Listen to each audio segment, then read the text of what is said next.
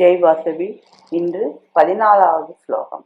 அதிஷ்டானாம் ததா கர்த்தா கரணம் சா பிரகுவிதம் விவிதாச பிரதக்ஷேஷ்டா தெய்வம் சைவாத்திர பஞ்சமம்.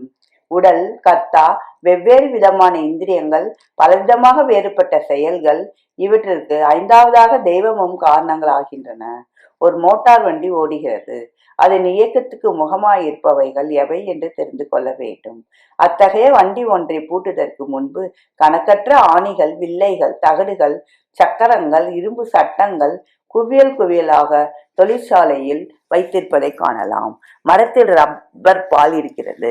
மண்ணினுள் பெட்ரோல் என்னும் எண்ணெய் இருக்கிறது. மண்ணில் மேல் நீர் இருக்கிறது. விண்ணில் காற்று இருக்கிறது. இவைகளை முறையாக பொருத்தி அமைக்கும் இடத்தே வண்டி உண்டாகிறது. தொழிற்சாலை அதற்கு அதிஷ்டானம் அல்லது இருப்பிடம்.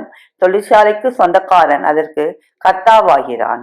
சக்கரங்கள் ஓட்டும் கருவி, நிறுத்தம் கருவி முதலியன அதன் இந்திரியங்கள் ஆகின்றன. அதற்கு விசை கொடுக்கும் பெட்ரோல் எண்ணெய் அதன் பிராணன் ஆகிறது. பல காரியங்களுக்கு அவ்வண்டியை பயன்படுத்தலாம். அதை ஓட்டும் சாரதி அதற்கு அதிஷ்டான தெய்வமாகிறான். இதே முறையில்தான் உடல் அமைப்பு ஏற்பட்டிருக்கிறது.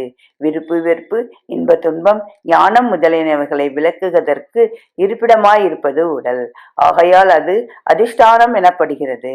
இன்ப துன்பங்களாகிய உபாதிகளை ஏற்றுக்கொண்டு அவைகளை அனுபவிக்கும் அகங்காரமே கர்த்தா எனப்படுகிறது. ஞானேந்திரியங்கள் 5, கர்மேந்திரியங்கள் 5 ஆகிய இவைகள் வெவ்வேறு இந்திரியங்கள் எனப்படுகின்றன.